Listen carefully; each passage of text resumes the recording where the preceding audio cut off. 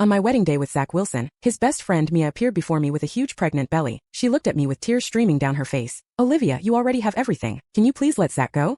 I'm already carrying his child. I ripped off my veil and threw it to the ground, my demeanor full of contempt. Turning around, I saw the panic in Zach's eyes. I thought to myself, he must have remembered our agreement. If anything went wrong with this wedding, all his assets would become mine. Zach and I had known each other for 5 years, from campus to the wedding dress. Countless people envied our love. We were a perfect match from similar backgrounds, both talented and good-looking, a match made in heaven. I had heard such praise countless times, but I never took it to heart, because I knew Zach had someone else in his heart. He and Mia had known each other for 10 years, 5 years longer than me. Strangely, he and Mia always referred to each other as brothers, as if their relationship was so pure it hadn't been tainted by a hint of romance. Later, they were admitted to the same university and the same major. But for some reason, in his freshman year, Zach pursued me, someone from a different department. At that time, I still had some fantasies about campus romance. Zach was handsome, good-tempered, and polite. So, in the second month of his pursuit, I agreed to date him. After a blissful week together, I noticed there was someone very odd around him. Mia, a girl with an ordinary pretty face and short hair. On one hand, she called me sister-in-law, but on the other hand, she would drape her arm around Zach's shoulders and say, "You're amazing. You found such a beautiful girlfriend so quickly. Do you have any secret techniques you can teach me?" Mia was a head shorter than Zach, so when she put her arm around his shoulders, her mouth naturally came close to his ear. They were so close they could feel each other's breath. It was extremely intimate, but Zach seemed completely used to it and didn't mind at all. The first time I saw it, there was naturally a second and third time. I couldn't understand why Zach still had such an intimate female friend after getting a girlfriend. At first, I thought I was overthinking it and brought it up with him privately a few times. To my surprise, Zach's answer left me speechless. Mia and I have been best friends for 5 or 6 years. We've always been like this. I can't distance myself from her just because I have a girlfriend now. That would be an insult to our pure friendship. I also talked to Mia about it. Her response made me think she was an idiot. What are you talking about? Zach and I have been best friends for so many years. How did that turn into some sappy romance in your mind? Romance is only suitable for Zach to have with girls like you. Mia hesitated a bit at the end. It seemed difficult for her to call someone taller than her, with a more mature face and a womanly figure, a girl. Fine, if that's your pure friendship, I won't get involved. I quickly broke up with Zach. I originally thought we could part ways amicably and hopefully never see each other again. Who knew this jerk Zach wouldn't agree to break up? Are you out of your mind? I've said break up, break up, break up. Why do you still come to my classroom building to wait for me every day?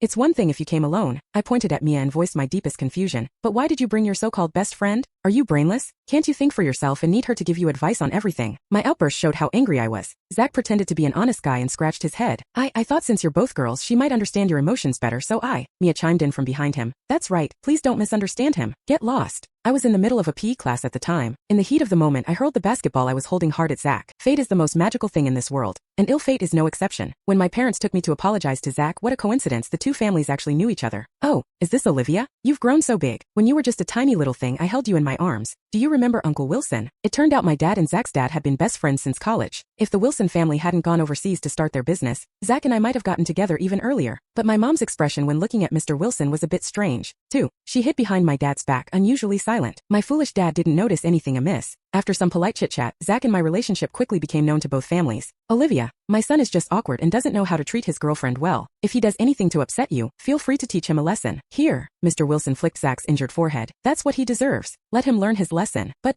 his tone changed. Don't miss out on your perfect match over some unworthy people. I stood in the hospital room filled with the strong smell of disinfectant, staring at Zach who was smiling foolishly at me with annoyance. Was I blind before? How could I have thought this guy looked decent? He looks just like his dad. I looked at Mr. Wilson again. Handsome, gentle and refined, polite. But his gaze was staring at my mom like a venomous snake. That night, I went to my mom's room to find her. She was sitting in her huge luxurious bedroom, silently crying while looking at the moon. Mom, what's wrong? You didn't say a word during dinner. That's not like you at all. My dad had gone out for a business dinner again. Now in this mansion, I was the only one who could have a heart-to-heart talk with Mom. It's nothing. Mom wiped away her tears and smiled at me. I just remembered some sad things from the past. Don't worry about me. Go to bed early. Don't you have an 8 a.m. class tomorrow? I took Mom's hand and said gently, Mom, I saw everything today. Mr. Wilson Mom's whole body trembled and she immediately interrupted me. No, don't say it. Later, I only left after watching Mom fall asleep. Zach and I got back together, under the strangely enthusiastic matchmaking of his father. I don't know if his dad said something to him, but Mia started appearing around us less and less frequently. Valentine's Day came, and Zach ordered a big bouquet of roses for me. Thank you. I leaned into Zach's arms with a shy expression, then gently kissed his cheek.